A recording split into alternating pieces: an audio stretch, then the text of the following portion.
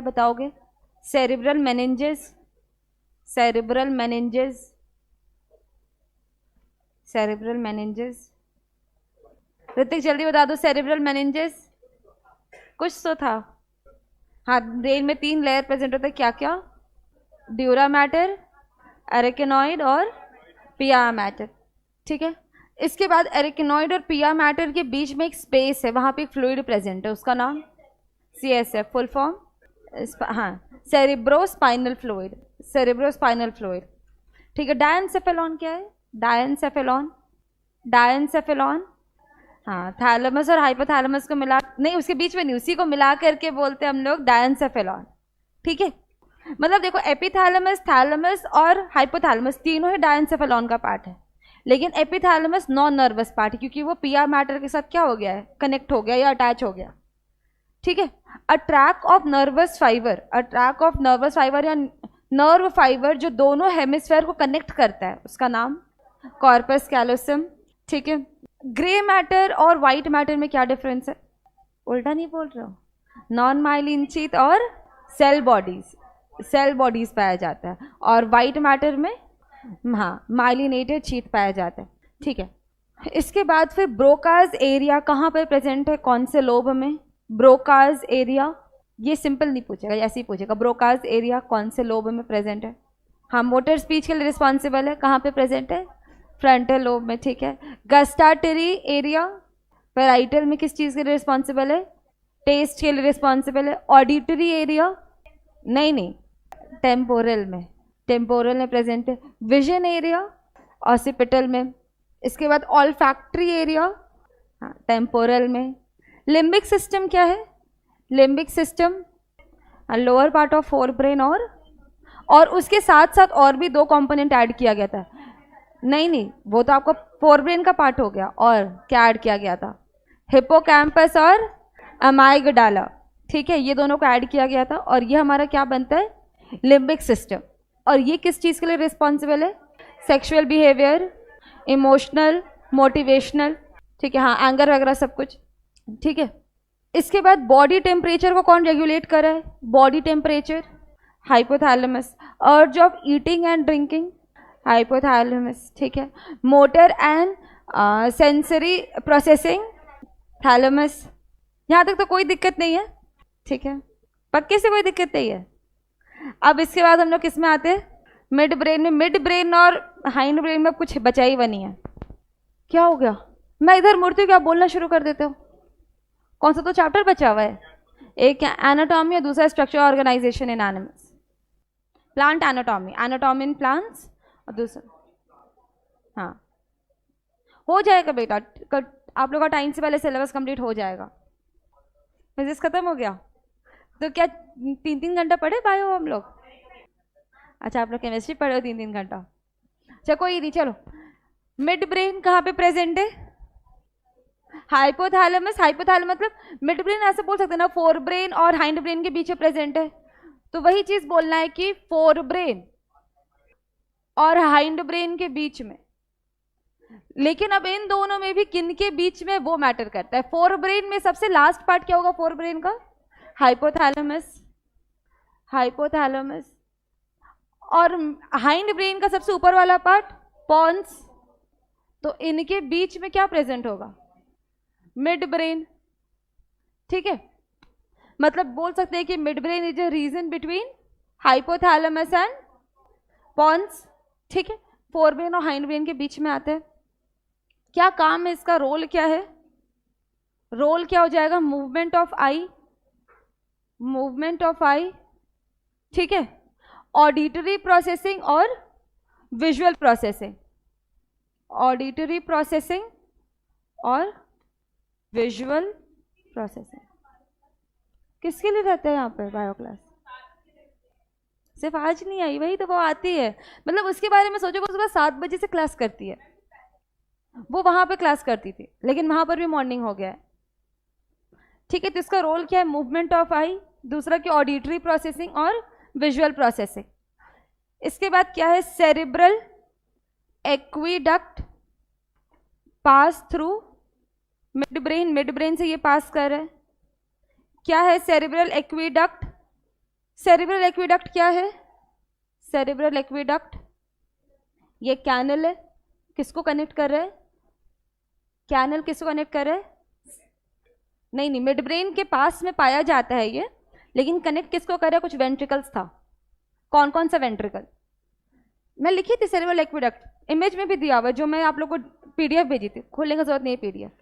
ये क्या करता है? कनेक्ट करता है third and fourth ventricle of brain. देखो आप लोग ना डायग्राम्स ही देखते हो, इसीलिए थोड़ा कंफ्यूजन होता है। ये चीज़ हम लोग सर्च करते हैं, ये कुछ लिख लो फिर सर्च करेंगे। ये पहले ये लिखना है तो लिख लो, फिर सर्च करेंगे हम लोग। मिड ब्रेन में बस यही एक और चीज़ है, इसमें 4 लोब्स पाया जाता है, जिसको हम लोग क्या बोलते हैं? क्वाड्रिजेमिना। 4 लोब्स को हम लोग क्या बोले? क्वाड्रिजेमिना। और इस क्वाड्रिजेमिना का काम क्या रहेगा? इस क्वाड्रिजेमिना का काम रहेगा ये, ठीक है, विजुअल प्रोसेसिंग करेगा, ऑडिटरी प्रोसेसिंग करेगा, मूवमेंट ऑफ आई करेगा। क्वाड्रिजेमिना का यही काम है, ठीक है। इसका इमेजेस मैं फ़ोन में रख के दिखाती हूँ। मैं आज पीडीएफ भेजूँ जिसमें इमेजेस रहेंगे, तो उसमें ये चीज़ रहेगा, ठीक है बेटा। मैं वो चीज़ लिखी थी बेटा, तो वही बात है ना कि आपको वो देख के नहीं पढ़ना, ये याद नहीं हुआ था। ये डायग्राम दिख रहे हैं, ठीक है। देखो फर्स्ट और सेकंड वेंट्रिकल क्या है ना, फर्स्ट, अच्छा ठीक है, मैं भेज भी दूंगी ये चीज़, ठीक है। 4 वेंट्रिकल है ब्रेन का। जो पहला वेंट्रिकल है वो राइट हेमिस्फेयर है, सेकेंड वेंट्रिकल लेफ्ट हेमिस्फेयर है, और थर्ड और फोर्थ वेंट्रिकल को कौन कनेक्ट करता है? Cerebral aqueduct. सेरिब्रल एक्विडक्ट कहाँ पे प्रेजेंट है? मिड ब्रेन के पास में, ठीक है। ये जो ब्लू कलर का रीजन है, ये जो ब्लू कलर का रीजन है, ये आपका कौन सा है? Third hemisphere. और जो ग्रीन रीजन है वो क्या है? Fourth ventricle, sorry hemisphere. The third ventricle कौन सा है? ग्रीन, ब्लू वाला पार्ट, और ग्रीन वाला फोर्थ वेंट्रिकल। और ये दोनों को कौन कनेक्ट कर रहा है? Cerebral aqueduct. देखो ये ब्लू और ग्रीन को कोई कनेक्ट करेगा? ये आपका सारा वेंट्रिकल है, ठीक है। ब्लू कौन सा वेंट्रिकल है? Third ventricle. और ग्रीन कलर का जो है फोर्थ वेंट्रिकल। इसको कनेक्ट कौन करेगा? Cerebral aqueduct. तो सेरिब्रल एक्विडक्ट मिड ब्रेन का पार्ट नहीं है, वो बस है कि मिड ब्रेन से पास होता है, ठीक है। उसको हम ये नहीं बोले कि वो मिड ब्रेन का पार्ट है, ठीक है। बस थर्ड वेंट्रिकल और फोर्थ वेंट्रिकल वो क्या कर रहा है? वो कनेक्ट कर रहा है। और वेंट्रिकल्स में क्या फ्लो कर रहा है? वेंट्रिकल्स में CSF, सेरेब्रोस्पाइनल फ्लूइड। समझ में आया? तो कॉर्पोरा क्वाड्रिरेजिमा ये कहाँ पे प्रेजेंट है? कॉर्पोरा क्वाड्रिरेजिमा ये कहाँ पे प्रेजेंट है? ये लोब्स किसका है? मिड ब्रेन का। मिड ब्रेन का लोब्स है। और ये जो लोब्स है इसका क्या काम है? ये लोब्स का वही काम है जो रोल लिखे ना हम लोग मिड ब्रेन का, movement of I, visual processing और ऑडिटरी प्रोसेसिंग। ये काम कौन कर रहा है? हाँ, कॉर्पोरा क्वाड्रिजेमा, सॉरी कॉर्पोरा क्वाड्रिरेजिमा, ठीक है। क्वाड्रिरेजिमा, क्वाड्रिरेजिमा, ठीक है। रेजिमा है ना, अच्छा ये जेमिना। ये क्या हो रहा है? ये सब डिजिटल बोर्ड के साइड इफेक्ट्स हैं, ये है, ठीक है। Corpora quadrigemina. पता है इससे बेटर था कि मैं आप लोग को टैब में ही दिखा दी थी। ये देखो, ये एक इमेज में सेव करी थी, ये भी आज मैं भेजने वाली हूँ, ठीक है। ये ब्रेन एक्चुअली ऐसा दिखेगा, ठीक है। ये आपका क्या, एक लेफ्ट हेमिस्फेयर है, ये राइट हेमिस्फेयर है, ऐसे ही दिखेगा। ब्रेन निकाला जाएगा ना बॉडी से तो वो ऐसे ही दिखेगा। ये लेफ्ट हेमिस्फेयर, ये राइट हेमिस्फेयर। यहाँ पे देखो बीच में पीनियल ग्लैंड प्रेजेंट है। पीनियल ग्लैंड का लोकेशन भी कहाँ पर है? अभी नेक्स्ट चैप्टर में पढ़ने वाला है। ब्रेन में ही होता है, ये इन लोब्स के बीच में। ये जो आपका पोर्शन है ये क्या है? पीनियल ग्लैंड, ठीक है। और उसके नीचे ये आपका स्वेलन रीजन दिख रहा है, ये स्वेलन रीजन दिख रहा है, ये आपका क्या है? क्वाड्रिजेमिना। ये जो स्वेलन रीजन यहाँ पे दिख रहा है, ये कौन सा पार्ट है? देखो ये आपका ऊपर में जो पार्ट है, ये ऊपर में पार्ट है, ये क्या है? ये आपका सेरेब्रम है। उसके नीचे ये जो स्वेलन पार्ट है वो मिड ब्रेन है, और उसके नीचे ये जो फुला हुआ पार्ट है ये क्या है? सेरिबेलम है। यहाँ पे आपका 4 लोब दिखेगा, 2 ऊपर 2 नीचे। ध्यान से देखो, 2 ऊपर 2 नीचे, 2 ऊपर 2 नीचे, मिला? ये नीचे में आपका क्या है? ये फुला हुआ पार्ट सेरिबेलम है, ठीक है। इसके ऊपर ये जो आपको फुला हुआ रीजन दिख रहा है वो ये कॉर्पोरा क्वाड्रिजेमिना है, ठीक है। और इसके यहाँ पर प्रेजेंट एक पीनियल ग्लैंड, वो भी ब्रेन के पास है, प्रेजेंट है। नेक्स्ट वाले चैप्टर में आप देखो डायग्राम नंबर 1, 19.1 देखो। 19.1 देखो पीनियल ग्लैंड है, 19.1 देखो पीनियल ग्लैंड है, ठीक है। मैं ये डायग्राम भेजूंगी आज आप लोगों को।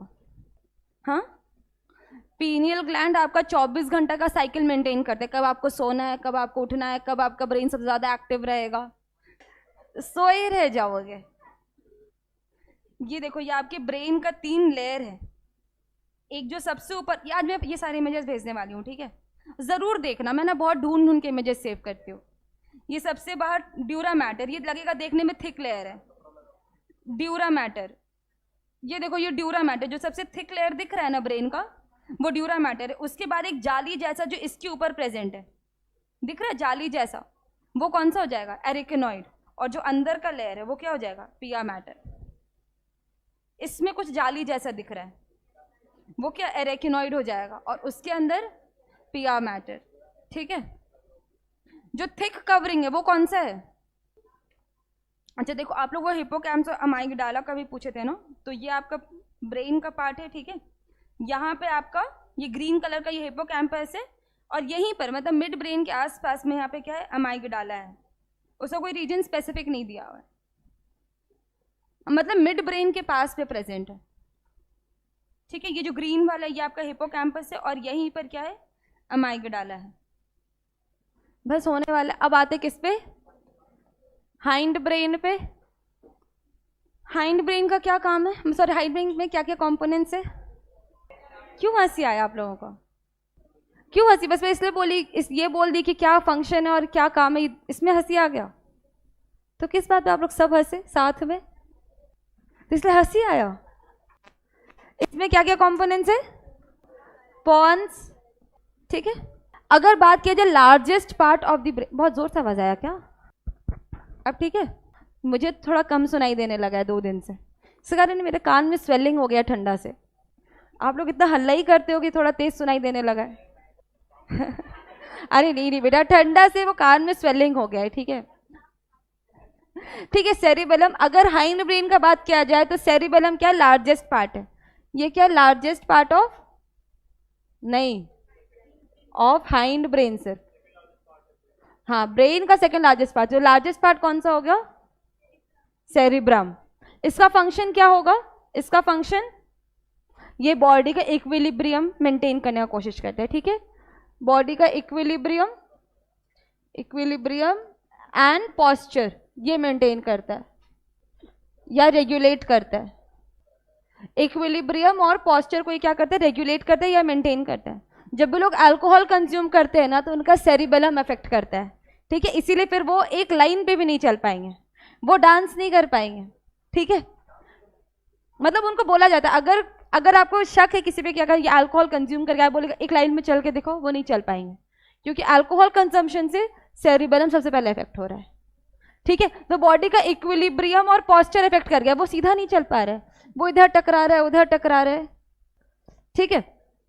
फिर आता है पॉन्स और मेड्यूला, ये आप ही लोग बता दो क्या काम है। पॉन्स, पॉन्स किसको रेगुलेट करते हैं, किसको रेगुलेट करते हैं, हाँ, मैं ये नहीं पूछी कहाँ पे प्रेजेंट है, मैं पूछी रेगुलेट क्या करता है। हाँ ठीक है, वॉमिटिंग रेगुलेट करता है, आपका पेरिस्टाल्टिक मूवमेंट रेगुलेट करता है, और गैस्ट्रिक सिक्रीशन रेगुलेट करता है, और क्या करते हैं हम, कार्डियोवैस्कुलर रिफ्लेक्सेस को वो क्या कर रहा है, रेगुलेट कर रहा है। चलो लिखते हैं, पहले पॉन्स ना हम लोग बात करे थे, आप लोग मेड्यूला बताने लगे। ये रेस्पिरेशन को रेगुलेट करता है, रेस्पिरेशन को रेगुलेट करता है। क्या इनके पे क्या कौन कौन सा सेंटर प्रेजेंट है इसके पास, क्या क्या सेंटर इसके पास प्रेजेंट है। चलो ब्रीदिंग वाला चैप्टर खोलो, आप लोग ब्रीदिंग वाला चैप्टर खोलो। रेगुलेशन था, रेगुलेशन, रेगुलेशन ऑफ ब्रीदिंग।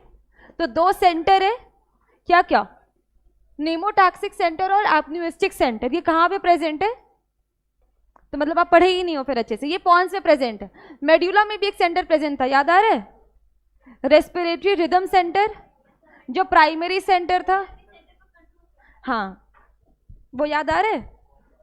तो मतलब मेड्यूला क्या क्या रेगुलेट कर रहा है, ये रेस्पिरेशन देख रहा है, नहीं हम लोग सिर्फ अभी रोल का बात कर रहे हैं, और क्या काम कर रहे हैं, कार्डियो वैस्कुलर रिफ्लेक्सेस दिखा रहे हैं, और क्या कर रहा है, गैस्ट्रिक सिक्रीशन, गैस्ट्रिक सिक्रीशन, ठीक है। मतलब कुछ भी कोई भी कहीं पे खाना बन रहा है, आपको सिर्फ स्मेल आने से भूख लग गया, तो ये किसके कारण, वो इस मेडुला के कारण, ठीक है। आप टेस्टी खाना देख के आपके मुंह में क्या आने लगा, सलाइवा आने लगा, किसके कारण, मेडुला के कारण। ये गैस्ट्रिक सिक्रीशन को प्रमोट करता है, ठीक है। हर टाइम सिक्रीशन नहीं होता रहता है, हर टाइम तो सलाइवा नहीं निकलता रहता है, वो टेस्टी खाना देख करके ही निकलता है, तो उसको कौन रेगुलेट किया, मेडुला। पेट भरा हुआ है लेकिन कहीं से बहुत अच्छा स्मेल आ रहा है, कहीं पे कचौरी छन रहा है, तुरंत भूख लगे कि चलो 2 कचौरी जितना जगह तो बन गया पेट में, तो वो कौन रेगुलेट कर रहा है, मेडुला कर रहा है, ठीक है। कार्डियोवैस्कुलर रिफ्लेक्सेस भी ये शो करता है, हार्ट बीट क्या होना चाहिए, ब्लड प्रेशर क्या होना चाहिए, वो सभी कौन रेगुलेट कर सकता है, मेडुला कर सकता है। और रेस्पिरेशन, रेस्पिरेशन में क्या था, प्राइमरी रेस्पिरेटरी सेंटर यहाँ पे प्रेजेंट है, क्लियर है, समझ में आया। बुक देना एक बारी, रेस्पिरेशन वाला चैप्टर खोलो आप लोग सब, इसमें नोट्स नहीं है इसलिए बोलती हूँ ना, सिर्फ यहाँ पे स्टोर होना चाहिए। रेगुलेशन ऑफ रेस्पिरेशन सब लोग निकालेंगे, यहाँ पे दोनों नाम मिलेगा आप लोगों को, मेडुला का भी नाम मिलेगा, मेडुला में क्या निकाल लिया आप लोग,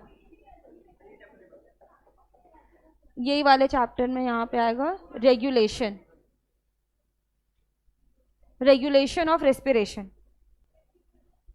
14.5 रीड करो बेटा, आप ये ले लो, ये रीड करना। नए बुक में कितना पेज नंबर, इसका पेज नंबर बता देना, 190, रेगुलेशन ऑफ रेस्पिरेशन। इसमें देखो मेडुला का भी नाम मिलेगा, वहां पे प्राइमरी रेस्पिरेटरी सेंटर है, और फिर पॉन्स का भी नाम मिलेगा वहां पे, यहाँ पे सिर्फ एक ही नाम दिया हुआ है, नीमोटैक्सिक सेंटर, हाँ, लेकिन मेरे नोट्स में दोनों नाम दिया हुआ था, तो नीचे वाला दिया हुआ नहीं, लेकिन मैं अपने नोट्स में दोनों नाम लिखी थी, जो मेरे नोट्स से लिख रहे होंगे, देख लिए, मिला। आप लोग तो पेज भी फ्लिप नहीं करे बेटा, यहाँ नहीं है, ये दोनों नाम मिला, ठीक है। हाँ, नीमोटैक्सिक, ठीक है, पी साइलेंट रहता है, पी साइलेंट रहता है, तो नीमोटैक्सिक सेंटर, और ये एपन्यूस्टिक सेंटर, एपन्यूस्टिक सेंटर, और ऊपर वाला नीमोटैक्सिक सेंटर, समझ में आया। और मेडुला में रेस्पिरेशन के लिए क्या प्रेजेंट है, रेस्पिरेटरी रिदम सेंटर, मिला। तो ये सारे आपका जो भी रेगुलेशन पड़े सब यहाँ पे कनेक्ट हो रहे हैं। खत्म हो गया ये चैप्टर, कोई डाउट है तो पूछो, ये सारे इसका रोल्स है। हाँ ठीक है, मेडुला जो है ये क्या करता है, ये हाइंड ब्रेन को किससे कनेक्ट कर रहा है, स्पाइनल कॉर्ड से। मेडुला सबसे लास्ट वाला रीजन होता है, ठीक है, हो गया। कोई डाउट इस चैप्टर में, मेन रोल्स याद रखना है, अब उसमें डिजीजेस नहीं है। देखो तो पुराने वाले बुक में था डिजीजेस, जिनके पास पुराना वाला बुक है, पुराने वाले में भी नहीं है, इसमें डिजीजेस नहीं है। 5 मिनट टाइम लो, कोई डाउट है तो पूछो इसमें। चलो ठीक है, next chapter chemical coordination and integration. बेटा आप शांत हो जाओ। केमिकल कोऑर्डिनेशन एंड इंटीग्रेशन, इसके पहले वाला चैप्टर में हम लोग क्या पढ़े, पिछला चैप्टर नाम बता दो बस, क्या था chapter, neural control and coordination, ठीक है। हम लोग ये चैप्टर पढ़ के आ रहे हैं, न्यूरल कंट्रोल एंड कोऑर्डिनेशन। इसमें हम लोग क्या देख रहे हैं बेसिकली, कि कोई भी चीज कंट्रोल हो रहा है पूरे बॉडी में, तो कौन कंट्रोल कर रहा है, ब्रेन कंट्रोल कर रहा है। तो ब्रेन के पास कुछ ऐसे सेल्स है, ब्रेन के पास कुछ ऐसे सेल्स है जो बॉडी के हर पार्ट से कनेक्टेड है, वो सेल्स का नाम न्यूरॉन्स, ठीक है। इसके पास क्या प्रेजेंट है, न्यूरॉन्स है, जो न्यूरल कंट्रोल एंड कोऑर्डिनेशन के लिए क्या है, रिस्पॉन्सिबल है, ठीक है। लेकिन क्या न्यूरॉन्स बॉडी के हर सेल तक जाएगा, वो स्पेसिफिक ऑर्गन तक जाता है, ठीक है। लेकिन क्या वो हर सेल तक जाएगा, तो वो हर सेल तक नहीं जाएगा। अगर हम लोग न्यूरॉन्स को हर सेल तक भेजने लगेंगे ना, तो ये बहुत ही क्या हो जाएगा, एनर्जी कंज्यूमिंग प्रोसेस हो जाएगा, क्लियर है। जो न्यूरॉन्स जब फंक्शन करते हैं ना, जब न्यूरॉन कंट्रोल और कोऑर्डिनेट करते हैं, तो इसका जो रिस्पॉन्स होता है वो फास्ट होता है, फास्ट होता है and short lived. Short lived का मतलब कि जब उसको कोई स्टिम्युलस मिलेगा तभी वो कोई एक्शन करेगा, ठीक है। फास्ट और शॉर्ट लिव्ड रहता है। और क्या होता है, can not reach each and every cell, ठीक है। जो न्यूरॉन्स है ये बॉडी के हर सेल तक नहीं पहुंच सकते, और इसका जो रिस्पॉन्स होता है वो क्या होता है, फास्ट होता है और शॉर्ट लिव्ड होता है, ठीक है। तो हम लोग सिर्फ न्यूरॉन्स पे डिपेंडेंट नहीं हो सकते बॉडी का पूरा फिजियोलॉजिकल कंट्रोल करने के लिए। हम लोगों को एक और सिस्टम चाहिए, किस लिए चाहिए, जो बॉडी के हर सेल तक जा सके, ठीक है। तो ये काम कौन करेगा, ये काम करेगा ये केमिकल्स। ये जो केमिकल इसको कौन रिलीज करेगा, हमारा एंडोक्राइन सिस्टम। एंडोक्राइन सिस्टम इसको रिलीज करेगा। कहाँ रिलीज करेगा, कि वो बॉडी के हर सेल तक जा सके, ठीक है। वही केमिकल्स, हॉर्मोन्स वही है। कहाँ रिलीज करेगा कि वो बॉडी के हर सेल तक जा सके, ब्लड में करेगा। और ये ब्लड क्या है, हर सेल तक जा सकता है, ठीक है। तो अगर सिर्फ न्यूरल कंट्रोल कोऑर्डिनेशन में हम लोग डिपेंड है तो ये फास्ट होता है लेकिन शॉर्ट लिव्ड होता है, और ये हर सेल तक नहीं जा सकता है। तो हर सेल तक जाने के लिए हम लोग एक दूसरा सिस्टम ले रहे हैं, वो कौन सा है, एंडोक्राइन सिस्टम। और एंडोक्राइन सिस्टम केमिकल्स रिलीज करता है, और इन केमिकल्स को हम लोग हॉर्मोन्स कहते हैं, ठीक है। और ये केमिकल्स को कहाँ रिलीज कर रहे हैं, ब्लड में, और ब्लड फिर हर सेल तक जा रहे हैं, हर सेल तक जा रहे हैं, ठीक है। इसका ये मतलब है कि neural system plus endocrine system ये दोनों मिल करके क्या कर रहे हैं, रेगुलेट कर रहे हैं, रेगुलेट द फिजियोलॉजिकल एक्टिविटी, ठीक है। हम लोग ये क्यों नहीं बोल रहे कि सिर्फ एंडोक्राइन सिस्टम ही रेगुलेट कर रहा है, या हमें सिर्फ एंडोक्राइन सिस्टम चाहिए, हमें न्यूरल सिस्टम का क्या काम है, ऐसा बोल सकते हैं। क्योंकि हमारा तो जो केमिकल्स एंडोक्राइन सिस्टम रिलीज कर रहा है यही ना जा रहा है हर सेल तक, तो हमें फिर नर्वस सिस्टम का क्या काम है, नहीं, जहाँ ब्लड में नहीं पहुंचे। ये तो आपका सब जगह पहुंचे बेटा, ये सब जगह जा सकता है, हाँ, हर जगह ब्लड से कंट्रोल होगा, हाँ। अच्छा, हम लोग ये क्यों बोले कि ये दोनों चाहिए, हम लोग को अगर स्लो काम कराना, हम लोग सिर्फ एंडोक्राइन सिस्टम धीरे धीरे काम हो रहा है बॉडी में। आप ऐसे ना, आप एक स्कूल का एग्जाम्पल लो, ठीक है। आप लोग एक स्कूल का एग्जाम्पल लो कि अगर हम कोई भी रूल्स एंड रेगुलेशंस चेंज हो रहा है, ठीक है, कुछ भी रूल्स चेंज हो रहा है, या फिर ऐसा है कि आप लोग का 2 बजे छुट्टी होगा कल, या 12 बजे छुट्टी होगा, तो ये टीचर अपने मन से तो नहीं कल बता देंगे ना, कल आप लोग का 12 बजे छुट्टी है, या टीचर को आज कम पढ़ाने का मन किया, चलो कल तुम लोग का 12 बजे छुट्टी है। टीचर अपने मन से नहीं कर सकते ना कि पूरे स्कूल का 12 बजे छुट्टी करा देंगे। तो ये बताएगा कौन, ये इंफॉर्मेशन कौन देगा, प्रिंसिपल देंगे, प्रिंसिपल देंगे। और प्रिंसिपल फिर क्या हो गए, प्रिंसिपल क्या हर क्लासरूम में जाके हर बच्चे को जाके बोलेंगे कल तुम्हारा 12 बजे छुट्टी है, कल तुम्हारा 12 बजे छुट्टी है। वो क्या करेंगे, हर चीज़ अनाउंस नहीं होता है, कभी कभी मतलब आप लोग के क्लासरूम तक इंफॉर्मेशन पहुंच जाता है, आपके टीचर आपको बता देते हैं। अच्छा, सब चीज़ ग्राउंड में अनाउंस होता है, एक छोटा सा मैसेज देने के लिए सब लोग ग्राउंड में पहले चलो, प्रिंसिपल सर को कुछ बताना है। बहुत बार क्लासरूम में पता चल जाता है, ठीक है। जैसे कल टीचर्स मीटिंग है, तो ये तो आपको प्रिंसिपल आके नहीं बताएंगे कल टीचर्स मीटिंग है। बेटा आप लोग कोविड वाले बैच, आप लोग के टाइम में ग्रुप बना था, हमारे टाइम में कोई व्हाट्सएप ग्रुप नहीं था, कोई फोन नहीं था, ठीक है। तो क्या होता है कि वैसा इंफॉर्मेशन फिर प्रिंसिपल टीचर्स को देंगे, और फिर टीचर्स पूरे क्लास में देंगे।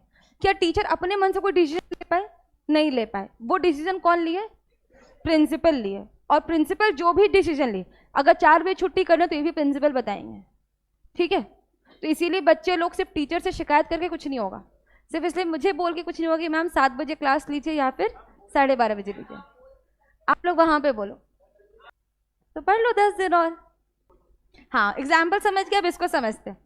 अब हमारे बॉडी में क्या केमिकल्स रिलीज करना है ये कौन बताएगा, ये बताएगा न्यूरल सिस्टम। और न्यूरल सिस्टम में भी कौन सा पार्ट बताएगा, अरे न्यूरल सिस्टम में कौन सा पार्ट बताएगा कौन सा केमिकल रिलीज करना है, तो वो है हमारा हाइपोथैलेमस। थोड़ा याद करो हाइपोथैलेमस का, कि हाइपोथैलेमस को हम लोग कनेक्टिंग लिंक बोले थे, किनके बीच में, न्यूरल सिस्टम और एंडोक्राइन सिस्टम, ये लाइन लिखे थे। हाइपोथैलेमस को हम लोग क्या बोले, एक कनेक्टिंग लिंक बोले न्यूरल सिस्टम और हाइपोथैलेमस के बीच, सॉरी न्यूरल सिस्टम और एंडोक्राइन सिस्टम, ठीक है। हाइपोथैलेमस के पास कुछ ऐसे सेल्स प्रेजेंट है जिसको हम लोग बोले न्यूरो सिक्रीटरी सेल्स, जो क्या कर रहा है, जो कुछ हार्मोन से सिक्रीट कर रहा है, और फिर वो हार्मोन्स वो किसको देगा, उसी के नीचे ग्लैंड प्रेजेंट है। वो बॉडी के हर सेल में जाके, हर क्लासरूम में जाके प्रिंसिपल नहीं बोलेंगे, वो किसको देंगे? पिट्यूटरी ग्लैंड को देंगे। ठीक है, तो पिट्यूटरी ग्लैंड फिर आपका क्या हो जाएगा? वो आपका मास्टर ग्लैंड हो जाएगा। जो हाँ हाँ, मास्टर ऑफ मास्टर ग्लैंड आपका हो गया हाइपोथैलेमस, मतलब कमांडर ये है। ठीक है, मास्टर का भी मास्टर ग्लैंड हाइपोथैलेमस, इसके नीचे पिट्यूटरी ग्लैंड, और फिर पिट्यूटरी ग्लैंड बाकी जितने भी एंडोक्राइन ग्लैंड्स है ना, वो उसको इंफॉर्मेशन देगा। ठीक है, समझ में आया? ठीक है, अब आते हैं endocrine gland. Endocrine gland, endocrine gland and hormones ये दिया हुआ है। ठीक है, एंडोक्राइन ग्लैंड और एक्सोक्राइन ग्लैंड में क्या अंतर है? नाम सुनो, एक्सोक्राइन ग्लैंड, क्या अंतर है दोनों में?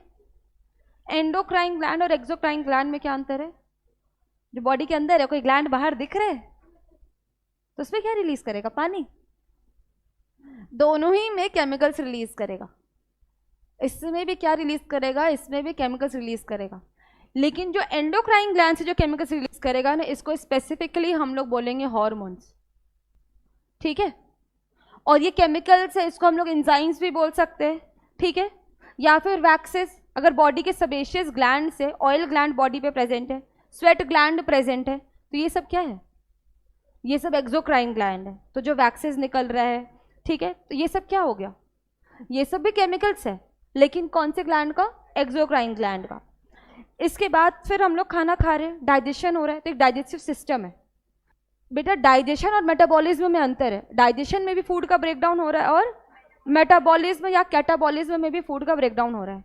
लेकिन मेटाबॉलिज्म कहाँ पर हो रहा है? मेटाबॉलिज्म बॉडी के हर सेल में। बेटा सिर्फ मेटाबॉलिक वेस्ट को रिमूव करता है, ऐसे क्यों कंफ्यूज कर? और मेटाबॉलिक वेस्ट कहाँ से आया? बॉडी के हर सेल से आया। ठीक है, हर सेल में आपका क्या हो रहा है? हर सेल में आपका मेटाबॉलिक रिएक्शन हो रहा है, ग्लाइकोलाइसिस हो रहा है, क्रेब्स साइकिल हो रहा है। तो क्या हो रहा है? बॉडी के हर सेल में हो रहा है। डाइजेशन सिर्फ डाइजेस्टिव सिस्टम में, ठीक है, जो माउथ से लेकर के अनस तक है। ठीक है, तो अब डाइजेशन के लिए भी कुछ एंजाइम्स चाहिए जो डाइजेशन करेगा। ठीक है, अब ये एंजाइम्स कौन रिलीज कर रहे हैं? कुछ स्टमक रिलीज कर रहे हैं। ठीक है, कुछ सलाइवरी ग्लैंड रिलीज कर रहे हैं, सलाइवरी अमाइलेज। तो सलाइवरी अमाइलेज क्या है? एक्सोक्राइन ग्लैंड है। सलाइवरी ग्लैंड क्या है आपका? एक्सोक्राइन ग्लैंड है। ठीक है बेटा, समझते हैं पहले इस चीज को। स्टमक भी कुछ एंजाइम्स रिलीज कर रहा है, ठीक है, लिवर भी कुछ एंजाइम्स रिलीज कर रहा है, पैनक्रियाज भी एंजाइम्स रिलीज कर रहा है। तो ये सब क्यों कर रहे हैं? फूड के डाइजेशन के लिए। ठीक है, हम लोग क्या करें? हम लोग एक कंपाउंड खाएं। ठीक है, हम लोग क्या इनटेक किए? कॉम्प्लेक्स एक कंपाउंड इनटेक करें और उसको फिर सिंपलर फॉर्म में तोड़ा गया।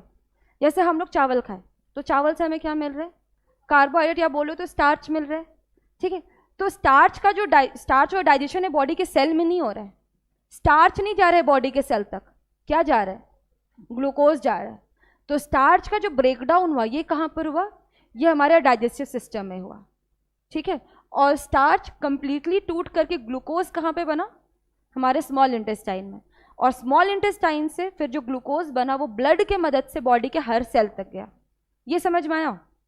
तो जो लिवर सिक्रीट कर रहा है, जो पैनक्रियाज सिक्रीट कर रहा है, जो इंटेस्टाइन का भी कुछ ग्लैंड सिक्रीट कर रहा है, इंटेस्टाइन से भी कुछ हार्मोन्स या एंजाइम सिक्रीट हो रहा है, तो ये सब का क्या पर्पस है? बॉडी के रेगुलेशन में पर्पस है कि फूड डाइजेशन में पर्पस है? फूड डाइजेशन में पर्पस है। ठीक है, मतलब जो हमारे लिवर से बाइल जूस सिक्रीट हो रहा है तो वो बॉडी के हर सेल को तो नहीं चाहिए। ठीक है, पैनक्रियाटिक जूस हर सेल को नहीं चाहिए, वो किसको चाहिए? सिर्फ डाइजेस्टिव सिस्टम को। ठीक है, तो वो डाइजेस्टिव सिस्टम में जाने के लिए एक पाइप प्रेजेंट होगा जो पैनक्रियास को किससे कनेक्ट करेगा? स्मॉल इंटेस्टाइन से। तो मतलब यहाँ पे क्या प्रेजेंट होगा? डक्ट प्रेजेंट होगा। यहाँ पे क्या प्रेजेंट होगा? डक्ट प्रेजेंट होगा कि स्पेसिफिक ऑर्गन तक ही वो चीज जा सके। ठीक है, लेकिन एंडोक्राइन ग्लैंड में क्या होगा?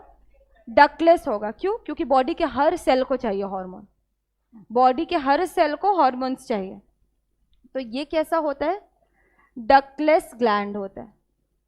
ठीक है, ये आपका डक्टलेस ग्लैंड नहीं होगा, वो आपका जो ऑयल ग्लैंड है वो बॉडी से बाहर निकल रहा है, बॉडी के हर सेल को तो नहीं जा रहा है। जो ऑयल ग्लैंड है वो आपका एक्सोक्राइन में आ जाएगा।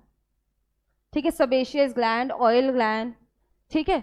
इसके बाद फिर जो भी है पैनक्रियास, पैनक्रियास को बेटा हम लोग ये मिक्सोक्राइन कहते हैं, मिक्सोक्राइन कहते हैं। मिक्सोक्राइन क्यों कहते हैं? क्योंकि उसमें ये डक, उसमें ये भी प्रेजेंट है और ये डकलेस ग्लैंड भी प्रेजेंट है। जैसे डक के लिए क्या है, जो पैनक्रियाटिक जूस जो रिलीज कर रहा है, पैनक्रियाटिक जूस का क्या काम होगा डाइजेशन में, तो वो किस में जाएगा, वो इंटेस्टाइन में जाएगा, ठीक है। और लेकिन साथ में वो क्या रिलीज करता है, वो इंसुलिन भी बनाता है। तो इंसुलिन क्या हो गया, वो हार्मोन हो गया जो बॉडी के दूसरे सेल्स में जाएगा फंक्शन करने के लिए। समझ में आया? तो पैनक्रियास को हम लोग क्या बोलते हैं, मिक्सोक्राइन ग्लैंड, मतलब वो एंडोक्राइन फंक्शन भी कर रहा है और एक्सोक्राइन फंक्शन भी कर रहा है। ये कहाँ जाता है, स्पेसिफिक साइट तक जा रहा है। ये कहाँ जा रहा है, स्पेसिफिक साइट तक, ठीक है। और ये क्या है, ये वेरिएबल है, रिलीज करे एक स्पेसिफिक ऑर्गन, लेकिन इस जहाँ जा रहा है, जहाँ इसको फंक्शन करना है, वो क्या है, वो वेरिएबल है। समझ में आ रहा है? अगर एक्सोक्राइन ग्लैंड में कोई दिक्कत होगा तो सिर्फ वो स्पेसिफिक जगह में दिक्कत आएगा, ठीक है। जैसे आपका पैनक्रियाटिक जूस अच्छे से सिक्रीट नहीं हो पा रहा है, लिवर अच्छे से बाइल जूस सिक्रीट नहीं कर पा रहा है, तो आपका डाइजेस्टिव सिस्टम में प्रॉब्लम आएगा, ठीक है। लेकिन अगर एंडोक्राइन ग्लैंड से हार्मोन्स प्रॉपर सिक्रीट नहीं होगा तो पूरे बॉडी में अंतर दिखेगा, ठीक है। समझ में आ गया? तो ये अंतर है ये दोनों में। इसको डकलेस ग्लैंड क्यों बोले? हाँ, डक्ट प्रेजेंट नहीं है, कोई स्पेसिफिक जगह है ही नहीं जहाँ इसको जाना, इसको हर जगह जाना है। तो ये कैसे जाएगा, ये हॉर्मोन्स ब्लड में मिक्स हो करके सब जगह जाएगा। लेकिन क्या इसको ब्लड में मिक्स होकर हर सेल में जाने का जरूरत है? नहीं जरूरत है, इसको सिर्फ स्पेसिफिक साइट में जाने का जरूरत है, ठीक है। तो बस ये अपने डक्ट से, अपने पाइप से सब अब जहां पे चाहिए वहां पे चला जाता है। एक्सोक्राइन का example salivary gland. Salivary gland कहां पर ओपन हो रहा है, सारा मुंह में ओपन हो रहा है, ठीक। अच्छा, एंडोक्राइन का एग्जाम्पल इस चैप्टर में जितना पढ़ेंगे ना, पिट्यूटरी ग्लैंड, थायराइड ग्लैंड, सारा हमारा एंडोक्राइन ग्लैंड है, ठीक है। Pineal gland, thymus, testis, ovary, सारा एंडोक्राइन, ठीक है। समझ में आया?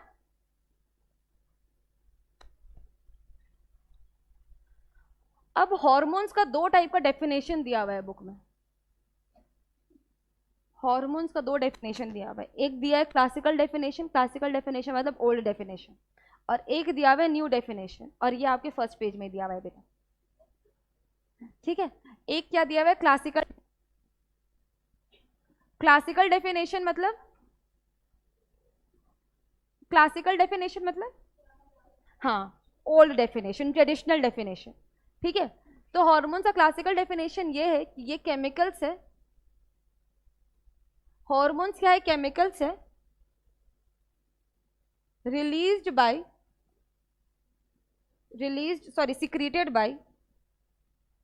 secreted by endocrine gland, released into blood में रिलीज करता है, ठीक है, and then transported to distant organs या साइट, ठीक है। क्लासिकल डेफिनेशन क्या दिया गया है कि ये केमिकल्स होता है, secreted bye endocrine gland, release into blood, और फिर ट्रांसपोर्टेड टू डिस्टेंट ऑर्गन्स या फिर साइट। समझ में आया? अब आते हैं न्यू डेफिनेशन पे। New definition, transported to distant organ या साइट, डिस्टेंट ऑर्गन या साइट, ठीक है। अब इस डेफिनेशन में ये क्लियर नहीं करे कि किस टाइप का केमिकल्स है, ठीक है, क्योंकि हमारे सेल में जो भी कुछ प्रेजेंट है ना वो सब केमिकल है। अगर प्रोटोप्लाज्म में भी है तो वो भी एक केमिकल है, ठीक है। अगर ग्लूकोज जा रहा है, आयंस जा रहा है, तो सब क्या जा रहा है, वो सब एक केमिकल्स जा रहा है। तो ये स्पेसिफिक नहीं किया कि किस टाइप का केमिकल है। तो जो न्यू डेफिनेशन है ये इस चीज को स्पेसिफिक कर रहा है कि ये क्या, नॉन न्यूट्रिटिव। नॉन न्यूट्रिटिव मतलब जिससे एनर्जी नहीं मिल सकता है, ठीक है। नॉन न्यूट्रिटिव है, act as intercellular messenger, act as intercellular messenger, और क्या है, प्रेजेंट इन ट्रेस अमाउंट, ठीक है। Present in trace amount, trace amount का मतलब बहुत थोड़ा अमाउंट में ही प्रोड्यूस होता है, लेकिन ये जो थोड़ा अमाउंट है ना, ये भी बहुत ज़रूरी है। अगर इससे लेवल कम हो गया या ज़्यादा हो गया तो क्या होगा? डिसऑर्डर दिखेगा। ठीक है, लेस और मोर सिक्रीशन लीड्स टू डिसऑर्डर। ठीक है, कम सिक्रीट होगा या ज़्यादा सिक्रीट होगा, इसके कारण क्या होगा? डिसऑर्डर देखने को मिलेगा। ठीक है, अगर सडनली आपका ना 10, अगर 2-3 महीने में सडनली 10-12 किलो वजन बढ़ जाएगा, वो भी बिना किसी रीज़न के, तो डॉक्टर आपको बोलेंगे या तो डायबिटीज़ चेक कराओ या फिर थायराइड चेक कराओ। डायबिटीज़ चेक कराओ या फिर थायराइड चेक कराओ। अगर बिना किसी रीज़न के 2-3 महीने में आपका 10 से 12 किलो वजन बढ़ गया है, सिर्फ नहीं बेटा, आपका थायराइड होने का भी चांस है। ठीक है, तो ये 2 चीज़ चेक कराने को बोला जाता है। क्या हो गया? डायबिटीज़, दोनों 2 टाइप का डायबिटीज़ पढ़े थे। 2 टाइप का, एक क्या था? डायबिटीज़ मेलाइटिस, उसमें क्या था? ग्लूकोज या कीटोन बॉडी देखने को मिलता है। ठीक है, और दूसरा क्या था? Diabetes insipidus. डायबिटीज़ इंसिपिडस, इसमें क्या होता है? एडीएच कम सिक्रीट होता है। तो एडीएच कम सिक्रीट होने के कारण बॉडी में जो यूरिन है वो कॉन्सेंट्रेट नहीं हो पा रहा है, तो बहुत डाइल्यूट यूरिन बाहर निकल रहा है, डिहाइड्रेशन बहुत ज़्यादा हो रहा है। ठीक है, और मतलब आपका मतलब बॉडी में फ्लूइड लेवल क्या हो जाएगा? कम होने लगेगा। आपको पानी का क्वांटिटी मेंटेन करते रहना होगा बॉडी में। तो ये कौन सा किसका हो गया?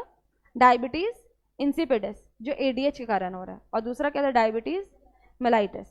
थायराइड में क्या होता है? थायराइड ग्लैंड यहाँ पे प्रेजेंट है, नेक के पास में प्रेजेंट है। ठीक है, हाँ, ये स्वेल कर जाता है। गोइटर पढ़ो, तो गोइटर किसके कारण होता है? किसकी डेफिशिएंसी के कारण? आयोडीन के डेफिशिएंसी के कारण। ठीक है, तो थायराइड ग्लैंड को प्रॉपर फंक्शनिंग करने के लिए आयोडीन बहुत चाहिए, मतलब बहुत नहीं बोलेंगे, सॉरी, ट्रेस अमाउंट में चाहिए, मतलब आयोडीन चाहिए उसको।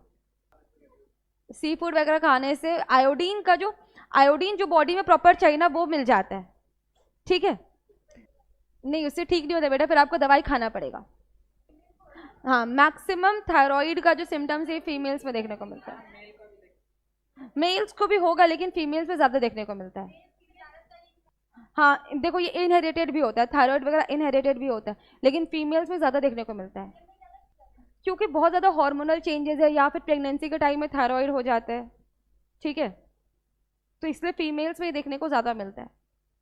क्या होता है थायराइड होने से? अगर हाइपोथायराइड है या हाइपर थायराइड है। हाइपोथायराइड मतलब, अच्छा ठीक है, आप मुझे बताओगे बहुत ज़्यादा मोटे लोग हैं तो उनको हाइपोथायराइड होगा कि हाइपर थायराइड? हाइपोथायराइड होगा, हाइपोथायराइड होगा। और अगर बहुत एकदम दुबले पतले लोग हैं, उनका आंख बाहर निकला हुआ है, स्किन बहुत ज़्यादा ड्राई दिख रहा है, मतलब बाल बहुत ज़्यादा झड़ रहा है, ये हाइपर थायराइड है। देखो दोनों में कैसे कंपेयर करते हैं। हाँ, डेंजरस दोनों है, लेकिन ज़्यादा आपका हाइपर थायराइडिज्म ज़्यादा डेंजरस हो जाता है। ठीक है, बाकी आपका बेटा, आपका कोई भी इम्यून सिस्टम में कोई भी दिक्कत होगा, डेंजरस दोनों है। होता क्या है कि हमारा थायराइड ग्लैंड क्या सिक्रीट कर रहा है? T3 और T4 सिक्रीट कर रहा है। कभी किसी का ऐसा हुआ है घर पे किसी का थायराइड टेस्ट हुआ है, कभी रिपोर्ट वगैरह देखे होंगे, तो उसमें 3 चीज़ आते हैं, एक T3 का टेस्ट लिखा रहता है, एक T4 लिखा रहता है, एक TSH लिखा रहता है। ठीक है, TSH, थायराइड का रिपोर्ट में आपको ये 3 पैरामीटर मिलेगा, T3, T4 और TSH। T3 और T4 सिक्रीट कौन करता है? T3 T4 सिक्रीट करता है आपका थायराइड ग्लैंड, और TSH थायराइड स्टिम्युलेटिंग हार्मोन, ये सिक्रीट करता है पिट्यूटरी ग्लैंड। ठीक है, ये सिक्रीट करता है पिट्यूटरी ग्लैंड। अब ये क्या कर रहा है? थायराइड ग्लैंड जो T3 T4 सिक्रीट कर रहा है, ये बॉडी में मेटाबॉलिज्म का काम करता है। ठीक है, ये बॉडी में, आप बस ऐसे समझो ना, बस मैं ऐसे याद करी हूँ कि हाइपर मतलब बहुत ज़्यादा सिक्रेशन हो रहा है, मतलब अगर आप पानी भी पी रहे हो ना तो वो भी आपकी बॉडी में नहीं लग रहा है। ठीक है, मतलब आप पानी भी पी रहे हो तो वो भी आपके बॉडी में नहीं लग रहा है, तो इसमें आप क्या हो गए? बहुत ज़्यादा दुबले पतले। मतलब पानी भी पी रहे हो वो भी आपके बॉडी में नहीं लग रहा है। ठीक है, खाना वाना तो खैर नहीं रह रहा है, वो तुरंत ही सब आपका क्या हो जा रहा है? सब डाइजेस्ट हो जा रहा है, और साथ में पानी भी नहीं रह रहा है, तो इसमें लोग एकदम दुबले पतले रहेंगे। मतलब थायराइड का सिक्रीशन बहुत ज़्यादा हो गया है, T3 T4 का सिक्रीशन बहुत ज़्यादा हो गया। और अगर हाइपोथायराइड है, मतलब सिक्रीशन कम है, तो बॉडी में वाटर रिटेंशन होने लगेगा, पानी रहने लगेगा। ठीक है, तो इसलिए मोटापा होने लगता है, किसमें? हाइपोथायराइडिज्म। क्लियर है? अब आते हैं हम लोग इनवर्टिब्रेट्स में। इनवर्टिब्रेट्स में क्या होता है, इनवर्टिब्रेट्स में सिंपल एंडोक्राइन सिस्टम प्रेजेंट होगा, ठीक है। इसमें क्या होता है, सिंपल एंडोक्राइन, ठीक है। इसमें क्या होता है, इसमें जो न्यूरल सिस्टम होता है ना, या कुछ न्यूरो सिक्रीटरी सेल्स होता है, वही कुछ हार्मोन सिक्रीट कर रहा है और वही एंडोक्राइन का भी फंक्शन कर रहा है, ठीक है। इनवर्टिब्रेट्स में क्या होते हैं, न्यूरो हार्मोन्स होते हैं, न्यूरो हार्मोन्स, ठीक है। न्यूरो हार्मोन्स क्या है, secreted by neural secretory cells, ठीक है। इनवर्टिब्रेट्स में क्या होता है, सिंपल एंडोक्राइन सिस्टम होता है, इसमें कुछ न्यूरो हार्मोन्स ही होते हैं, मतलब न्यूरल सिक्रीटरी सेल्स होते हैं, और यही क्या चीज में फंक्शन कर रहे हैं, एंडोक्राइन सिस्टम में, ठीक है। और फिर ये क्या काम कर रहा है, ग्रोथ में, मैच्योरेशन में और रिप्रोडक्शन में यही मदद कर रहा है। ग्रोथ में, मैच्योरेशन में, रिप्रोडक्शन में कौन हेल्प कर रहा है, न्यूरो हार्मोन्स, ठीक है। हमारे बॉडी में भी ग्रोथ के लिए कौन रिस्पॉन्सिबल है, नहीं ये ग्रोथ हार्मोन, ठीक है। और ग्रोथ हार्मोन भी कौन सिक्रीट कर रहा है, पिट्यूटरी ग्लैंड। और इनवर्टिब्रेट्स में ग्रोथ के लिए कौन रिस्पॉन्सिबल है, न्यूरो हार्मोन्स, ठीक है। समझ में आया। First endocrine system in invertebrate was seen in phylum Arthropoda, ठीक है। First endocrine system in invertebrate was seen in phylum Arthropoda। समझ में आया। हॉर्मोन्स क्या होता है बताओ अब आप लोग, हॉर्मोन्स क्या होता है, हाँ, नॉन न्यूट्रिटिव, बुक कॉपी देख के नहीं बोलना। नॉन न्यूट्रिटिव होता है मतलब डो नॉट गिव एनर्जी, मतलब हाँ, do not give energy. Intercellular messenger, फिर क्या होता है, लो मॉलिक्यूलर वेट होने का क्या मतलब है कि बहुत ट्रेस अमाउंट में पाया जाता है, ठीक है। ट्रेस मतलब कम अमाउंट, ठीक है। इसके बाद क्या होता है कि अगर लो सिक्रीशन हो रहा है, लो सिक्रीशन को हम लोग क्या बोल देंगे, हाइपोसिक्रीशन। और ज्यादा सिक्रीशन को क्या बोल देंगे, हाई सिक्रीशन को क्या बोलेंगे, हाइपर सिक्रीशन, ठीक है। नॉन न्यूट्रिटिव होता है मतलब एनर्जी नहीं दे रहा है ये, इंटरसेल्यूलर मैसेंजर की तरह काम करता है। लो मॉलिक्यूलर वेट का होता है, लो सिक्रीशन हो रहा है मतलब हाइपोसिक्रीशन, और मोर सिक्रीशन मतलब हाइपर सिक्रीशन। यहां तक कोई दिक्कत। अब हम लोग आते हैं human endocrine system.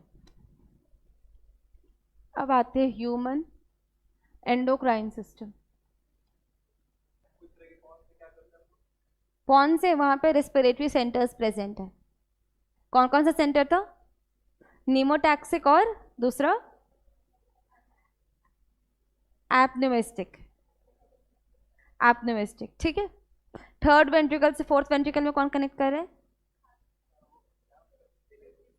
Cerebral aqueduct, ठीक है, एक्विडक्ट। जो 4 लोब प्रेजेंट है मिड ब्रेन में उसका नाम कॉर्पोरा क्वाड्रिजेमिना, ठीक है, क्वाड्रिजेमिना, ठीक है। और कोई डाउट उस चैप्टर में। मैं 2 मिनट टाइम दी थी जब आप लोग पिकनिक डिसाइड करें, फेयरवेल। ह्यूमन एंडोक्राइन सिस्टम, ठीक है। अब ना जो फिगर 1 है इस चैप्टर का, वो देखो, इस चैप्टर का फिगर 1 देखो। सबसे पहले देखो ब्रेन में कौन कौन सा एंडोक्राइन ग्लैंड प्रेजेंट है। तो पहला क्या है, पिट्यूटरी, और दूसरा क्या है, पीनियल। वहां पे बस हाइपोथैलेमस आपको पोजीशन दिया हुआ है कि वहां पे प्रेजेंट है, हाइपोथैलेमस आपका एंडोक्राइन ग्लैंड नहीं है, ठीक है। पिट्यूटरी और पीनियल। उससे नीचे आते हैं तो ट्रैकिया में तो क्या है, थायराइड, और वहीं नीचे में देखो तो एक और कौन सा है, थाइमस, ठीक है। और नीचे आओ तो आएगा पैनक्रियास, फिर किडनी के ऊपर कुछ प्रेजेंट है, एड्रीनल ग्लैंड। इसके बाद फिर पेल्विक रीजन में आओ तो यहाँ पर क्या है, एड्रीनल ग्लैंड के बाद क्या है, पेल्विक रीजन में टेस्टिस ओवरी। आप लोग बोल नहीं पा रहे हो? हाँ, टेस्टिस और ओवरी। मेल्स में क्या होगा, टेस्टिस होगा, फीमेल्स में ओवरी, दोनों में प्रेजेंट नहीं होगा। ठीक है, pituitary, pineal, thyroid, thymus, pancreas, ऐसे कुछ कुछ केसेस मैं ऐसा सुनी हूँ कि वो ना मतलब देखने में अगर उसका फिजिक देखा जाए तो फीमेल दिख रही है, प्रॉपर फीमेल, उसका शादी वादी सब हो गया, ठीक है, लेकिन क्या है कि वो एक बार भी कंसीव नहीं कर पाई, तो वो लोग एक बार गए डॉक्टर के पास, तो पता चलता है कि वो जेनेटिकली मेल है और बाहर से उसके पूरा फिजिक्स से वो फीमेल दिख रही है। ठीक है, लेकिन उसमें ये चीज़ पे नहीं बोला जाएगा कि उनमें ये दोनों चीज़ प्रेजेंट है। उसमें ये हो जाएगा कि इसमें एंड्रोजन का जो ये कॉन्सेंट्रेशन है वो ज़्यादा है, इसका मुझे आइडिया नहीं है। उसमें ये दोनों चीज़ नहीं होता है, ठीक है, दोनों रूडिमेंट्री होता है बेटा, एक ओवर डेवलप्ड होता है और दूसरा अंडर डेवलप्ड रहता है, दोनों का कैरेक्टर्स आता है। नहीं, वो जो आप टर्म बोले ना वो प्रॉपर मेल होते हैं, जो गे होते हैं वो प्रॉपर मेल होते हैं, जो गे होते हैं वो प्रॉपर मेल होते हैं, ठीक है, उनमें टेस्टिस पाया जाता है, लेकिन उनके कुछ हार्मोन्स ऐसे हैं जो उनको मेल के लिए अट्रैक्ट कर रहे हैं। ठीक है, चलो ठीक है, पिट्यूटरी, पीनियल, चलो ये ना लास्ट में डिस्कस करेंगे, आप लोग सबसे पहले इसी पर आ जाते हैं, ये लास्ट में डिस्कस करेंगे, हम लोग यहाँ से पढ़ते आते हैं, तब तो किसी थोड़ा रिसर्च मैं भी कर लूँगी। Pituitary, pineal, thyroid, thymus, pancreas, adrenal gland.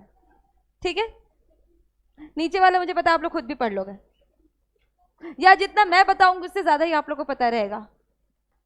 अब पिट्यूटरी का भी जो मास्टर ग्लैंड है उससे हम लोग शुरू करेंगे। इसका भी मास्टर ग्लैंड क्या है, हाइपोथैलेमस। हाइपोथैलेमस को क्या बोला जाता है, सुप्रीम कमांडर। हाइपोथैलेमस को क्या बोला जा रहा है, सुप्रीम कमांडर। ठीक है, इसके पास क्या प्रेजेंट है, इसके पास कुछ न्यूरो सिक्रीटरी सेल्स प्रेजेंट है, न्यूरो सिक्रीटरी सेल्स प्रेजेंट है, और इन न्यूरो सिक्रीटरी सेल्स को क्या नाम दिया गया, इसको नाम दिया गया न्यूक्लियाई। ठीक है, न्यूक्लियस से कंफ्यूज मत करना, ये न्यूरो सिक्रीटरी सेल्स का ही नाम है न्यूक्लियाई। ठीक है, जो क्या सिक्रीट करेगा, जो क्या सिक्रीट करेगा, जो हार्मोन सिक्रीट कर रहा है। ठीक है, समझ में आ गया। और जो इसका सिक्रीशन है, सबसे पहले हाइपोथैलेमस, ये प्रेजेंट कहां पर है, प्रेजेंट कहां पर है, base of the fore brain. कहां पे प्रेजेंट है, base of the fore brain. ठीक है, और ये पार्ट ऑफ क्या है, part of diencephalon, part of diencephalon, supreme commander है, ठीक है, of endocrine system. Endocrine system क्या प्रेजेंट इसके पास न्यूरो सिक्रीटरी सेल्स प्रेजेंट है, जिसको न्यूक्लियाई बोला जाता है, और ये क्या काम कर रहे हैं, ये हार्मोन से सिक्रीट कर रहे हैं। ठीक है, और फिर ये हार्मोन्स को सिक्रीट करके किसको देगा, हार्मोन्स को सिक्रीट करके पिट्यूटरी को देगा, ये फिर सिक्रीट करके पिट्यूटरी ग्लैंड को देगा। क्लियर है, ये इसी तरीके से बनाना तब याद रहेगा ये चीज।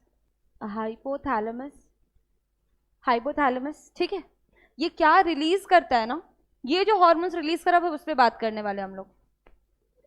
क्यों हंसी आ रहा है, हाँ ठीक है, 12 मिनट में हम लोग ये पढ़ लेंगे ये चीज।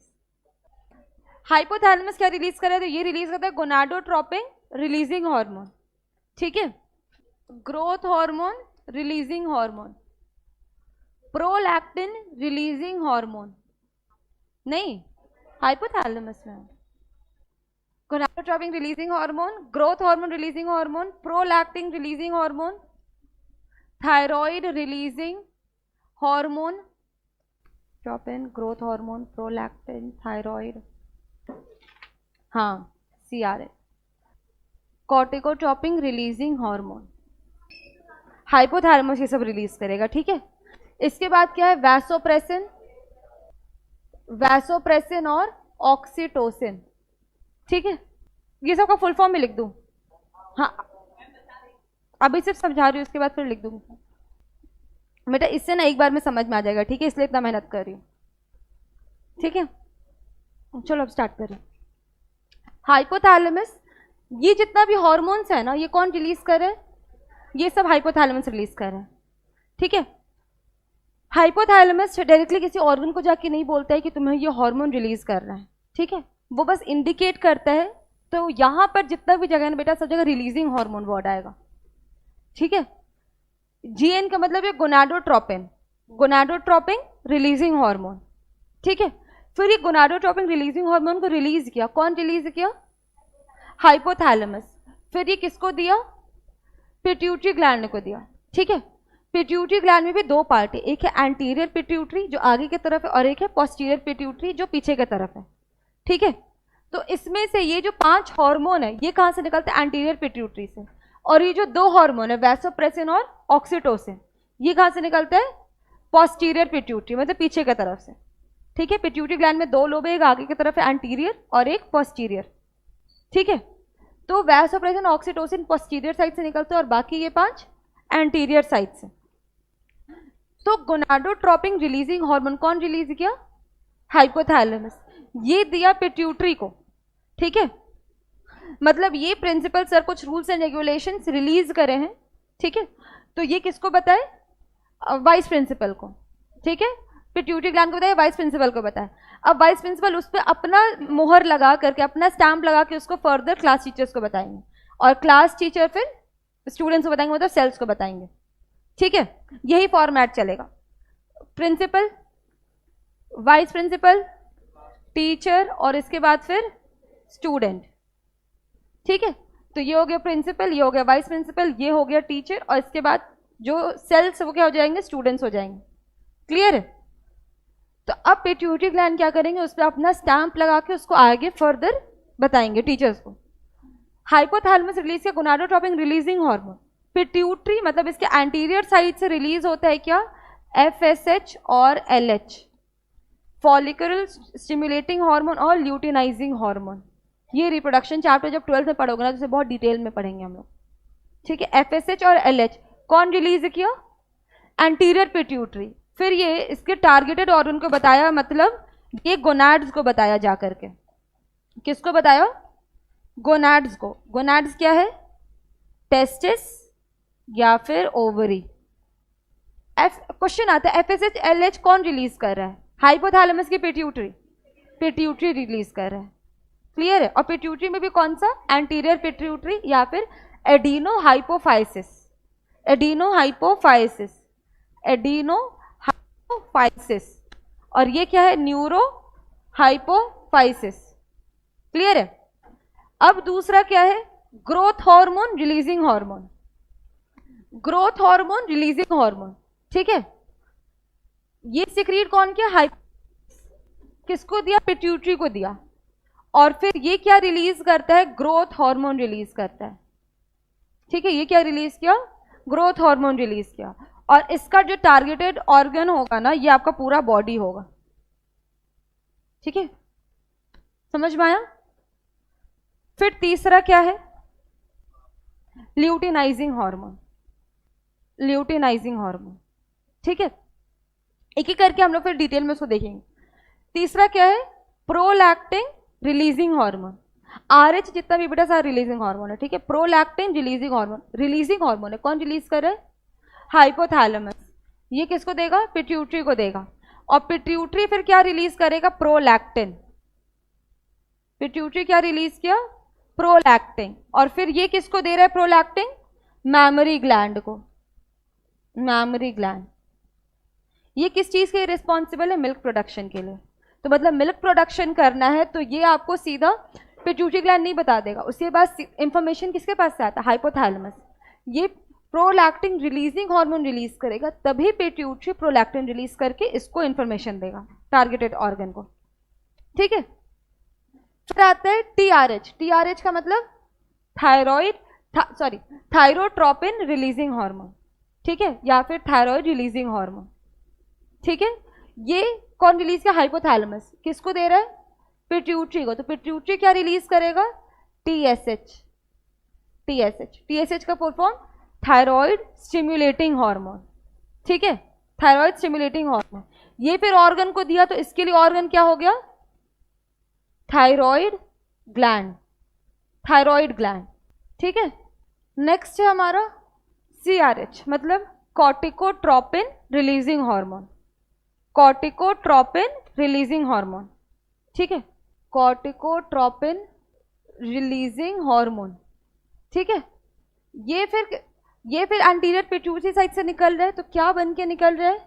एंटीरियो कॉर्टिकोट्रोपिन हार्मोन, एडिनोकॉर्टिकोट्रोपिन हार्मोन, एडिनोकॉर्टिकोट्रोपिन हार्मोन। और इसका टारगेट ऑर्गन बता दो आप लोग। Adrenal gland, adrenal gland, kidney नहीं, एड्रीनल ग्लैंड, एड्रीनल ग्लैंड।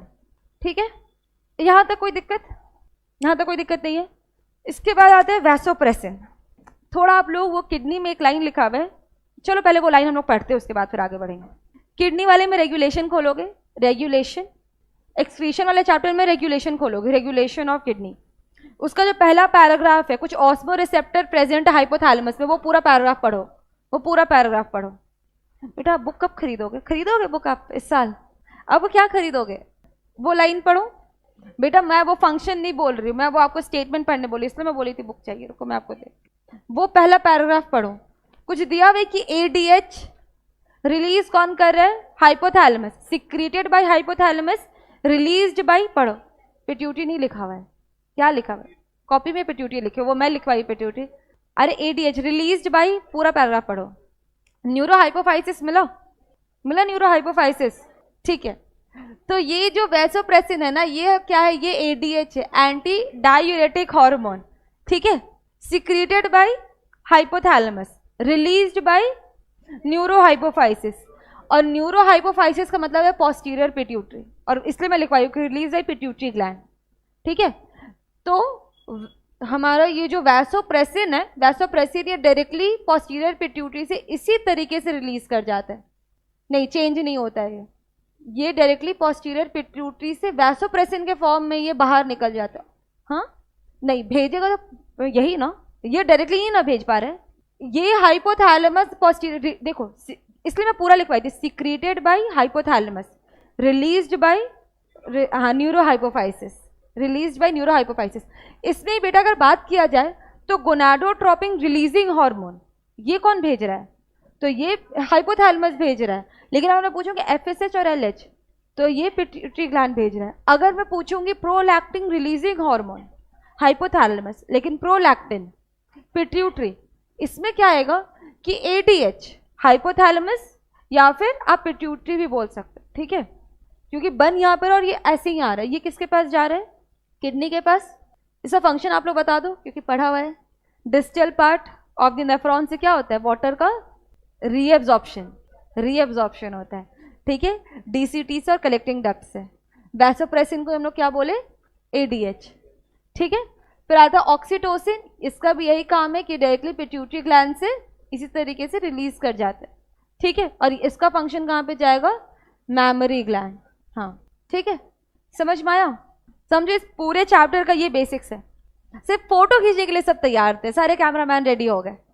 अब ये मत खींच लेना टीचर वाइस प्रिंसिपल, रुक जाओ, तुरंत आप लोग बैग्स में रखने लगे बुक। बस एक लास्ट चीज बताना है पिट्यूटरी ग्लैंड के बारे में। एंटीरियर और पोस्टीरियर का बात हो गया ना, इसलिए यहाँ पे बता दे रही हूँ। ठीक है, हाइपोथैलेमस, हाइपोथैलेमस से कहाँ जा रहा है? पिट्यूटरी के पास जा रहा है। और पिट्यूटरी में भी दो पार्ट है, क्या क्या? एंटीरियर और पोस्टीरियर। हाइपोथैलेमस से पिट्यूटरी तक कौन ले जाएगा बेटा? हाइपोथैलेमस ब्रेन का पार्ट है। ठीक है, ब्रेन का पार्ट है तो उसके पास प्रॉपर न्यूरॉन्स प्रेजेंट होंगे। ब्रेन का पार्ट है तो कौन प्रेजेंट है? न्यूरॉन्स प्रेजेंट है। तो मतलब एक्सॉन टर्मिनल है वो ले जाने में मदद करेगा। क्लियर है? एंटीरियर और पोस्टीरियर में क्या अंतर है कि हाइपोथैलेमस से ना सबसे पहले न्यूरॉन एक पोर्टल सिस्टम में उसको डालता है, एक पोर्टल सिस्टम में उसको डालता है, और ये पोर्टल सिस्टम से फिर किस में आता है? एंटीरियर पिट्यूटरी में। ठीक है, लेकिन पोस्टीरियर पिट्यूटरी में आने के लिए डायरेक्टली जो न्यूरॉन्स है ये डायरेक्टली एंटर कर जाते किसमें? पोस्टीरियर पिट्यूटरी में। इसीलिए इसको हम लोग क्या बोले? Neuro hypophysis. मतलब न्यूरॉन्स डायरेक्टली मैसेज भेज दे रहे किसमें? पोस्टीरियर पिट्यूटरी में। एक बार वो डायग्राम देखो जो बुक में दिया हुआ है, ये वाला डायग्राम एक बार ही देना बुक। ये जो डायग्राम है ये दो लोब है, ये एंटीरियर पिट्यूटरी और ये वाला पोस्टीरियर पिट्यूटरी। देखो दो लोब दिया हुआ है, एक एंटीरियर एक पोस्टीरियर। यहाँ पे आपको न्यूरॉन्स दिख रहे हैं। इसमें जो एंटीरियर पिट्यूटरी है, इसमें जो न्यूरॉन है वो किस में दे रहा है, वो एक पोर्टल सिस्टम में डाल रहा है, पोर्टल सिस्टम में डाल रहा है। लेकिन पोस्टीरियर पिट्यूटरी में देखो जो न्यूरॉन है वो डायरेक्टली आपका लोब में डाल रहा है, पोस्टीरियर लोब में डाल दे रहा है ना। और यहाँ पर एक पोर्टल सिस्टम प्रेजेंट है। बस इतना ही। चलो, थैंक यू।